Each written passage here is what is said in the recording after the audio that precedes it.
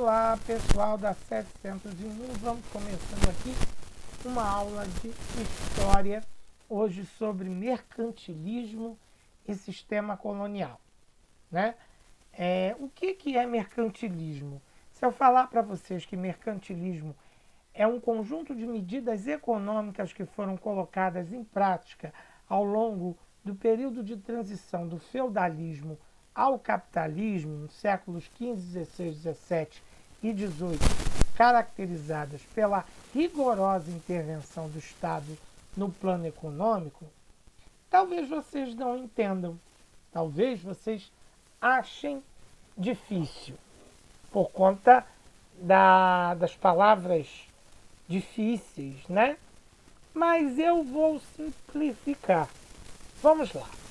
Mercantilismo pode ser entendido de forma bem simples como a medida que o rei de Portugal e o rei de Espanha, no caso, né, aqueles países que colonizaram as Américas, América Portuguesa e América Espanhola, então o mercantilismo pode ser considerado a forma, o meio utilizado no plano da economia pelos reis de Portugal e da Espanha para implementar a colonização, né? E aí a gente entra na seguinte questão, né? Por que Espanha e Portugal decidiram, ao encontrar as Américas ou ao invadirem, ao tomarem posse dessas terras americanas, por que eles decidiram colonizar? Tem a ver com o mercantilismo? Tem. Porque o mercantilismo é composto por uma série de iniciativas e vontades desses reis de buscar riquezas, tirar das Américas, no caso, benefícios econômicos. Aí fica mais fácil entender o que é mercantilismo. Então é uma prática econômica utilizada por Portugal e por Espanha para colonizar as Américas e tirar das Américas riquezas e benefícios. Sim, séculos. Que tempo que isso aconteceu? Século XV, XVI, sobretudo XVI, né? Porque no XV ainda estava engateando, ainda era projeto. Então implementa no XVI, no XVII e no XVIII. Porque no XVIII o que vai predominar já é o capitalismo. Aí é uma outra lógica. Tem outras lideranças. Isso a gente vai ver mais à frente. Beleza, então eu entendi o mercantilismo. Mas, professor, você pode explicar para a gente, rapidamente, alguns pontos desse mercantilismo? Posso. E o primeiro que eu vou chamar a atenção é o seguinte. Havia uma necessidade de buscar o metalismo. Metalismo é a acumulação de estoques metálicos. Era um meio de alcançar riqueza e prosperidade. Rapaz, por isso que a Espanha queria a prata da América. E levou muita. Por isso que Portugal veio para cá querendo ouro. Ou prata, enfim. E como não encontrou de cara, ficou meio decepcionado, né, professor? Sim. Mas é só isso? Não. Outra característica do mercantilismo é o seguinte: teoria da balança de comércio. A principal tática aí do rei, do Estado, tanto o espanhol quanto o português, era comerciar com o mundo e conseguir sempre a balança comercial favorável. Ou seja, lucrar mais, vender mais do que comprar, por exemplo. Superávit era a meta. e nunca o déficit econômico. Outra característica do mercantilismo, incentivar a produção manufatureira interna, sobretudo, né? Até para conseguir ter uma quantidade de produtos bacanas que interesse o comércio internacional. Ah, não posso me esquecer. Era forte, já nessa época, quem poderia transportar. Não tinha trem. Não tinha. Tinha avião? Não tinha. Uai, como é que saía? Ué, se eles chegaram na caravela. Se a questão era navio, caravela, então seria mais forte o país que tivesse a melhor frota de navios. Então, característica do mercantilismo, construção naval. Veja bem, se eu quiser fazer a mudança, se eu quiser mudar de casa, vamos lá, eu não vou levar tudo nas costas, eu não tenho um caminhão. Então eu vou pagar um frete. Não é assim que funciona? Vamos para aquela época. Vamos lá. Portugal chegou nas Américas. Beleza. Espanha chegou nas Américas. Beleza. Pô, tem riqueza aqui. Bacana. Pô, olha, vamos trazer para cá para vender umas coisas e vamos levar essa matéria-prima. Vai levar como? Verdade. Tinha que ter navio. Então, cada vez mais foi incentivado esse negócio de construir melhores navios, né? Até para não pagar frete. Já pensou? Portugal e Espanha, donos das Américas, mas não tem frota. É lógico que depois, bem lembrado, olha, isso aí. A Inglaterra vai ser a dona dos mares no século XVIII. Passou à frente de Portugal e Espanha. Se deu bem.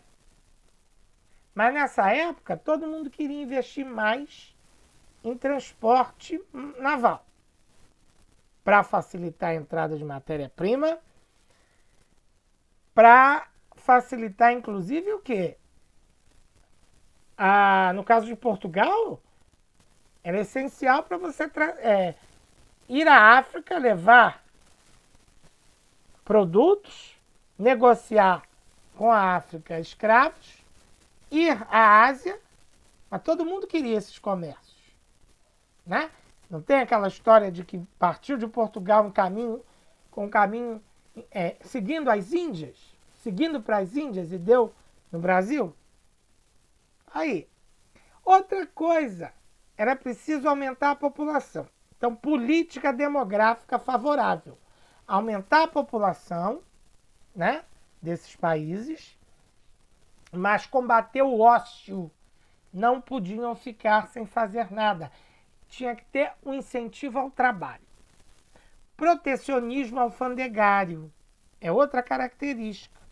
Ou seja, fazer com que o produto nacional, né, o produto português, o seu produto, fosse protegido dos estrangeiros. Então, proteger seu mercado da entrada de outros produtos estrangeiros e facilitar os interesses do seu produto.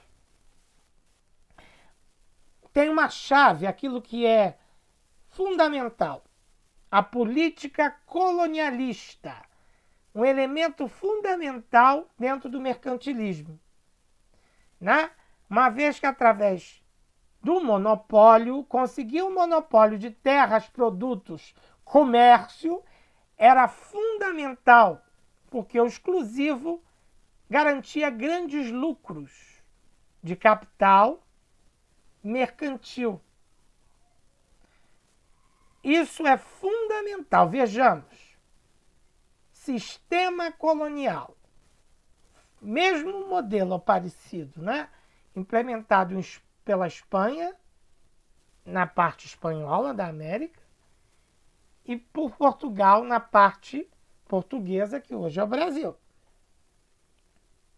A metrópole, vou usar aqui Portugal, América Portuguesa, Brasil, tá? A metrópole era Portugal e a metrópole vendia manufaturados e equipamentos para a colônia.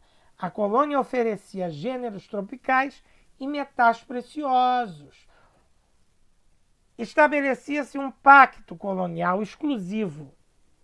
A colônia deveria ser fiel à metrópole. Entende? A metrópole estabelecia na colônia uma economia especializada. Professor, 1530 não tinham achado ouro por aqui. Mas é, verdade. Foram embora? Nananina, não. Não foram. O que eles fizeram? Não é certo falar plantar açúcar, porque você não colhe o saco de açúcar refinado na lavoura. Eles plantaram cana. Verdade. Plantaram cana. Eles plantaram, professor? Eles, os portugueses, foram lá, cavaram a terra e plantaram? Não. O negócio era deles. Mas, para isso, eles usavam a mão de obra escrava. Capturavam negros em África, traziam no navio negreiro, escravidão.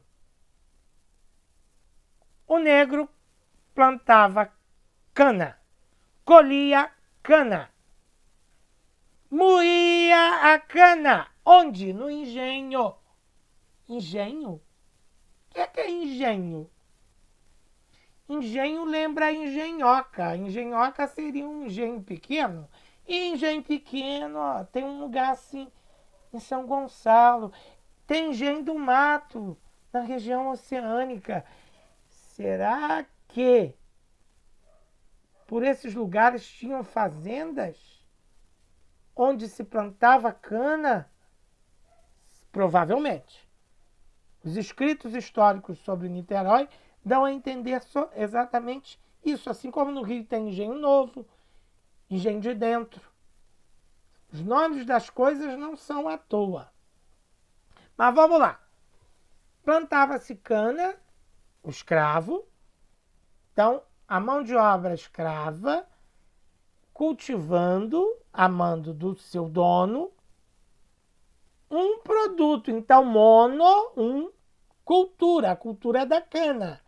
Em grandes extensões de terra, fazendas gigantes de cana. Isso aí.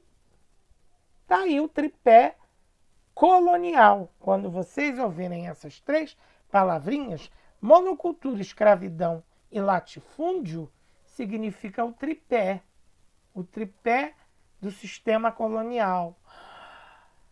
Dependente dos investimentos externos, dependente do mercado externo, porque a engenhoca, ou o engenho, onde se produzia-se o quê?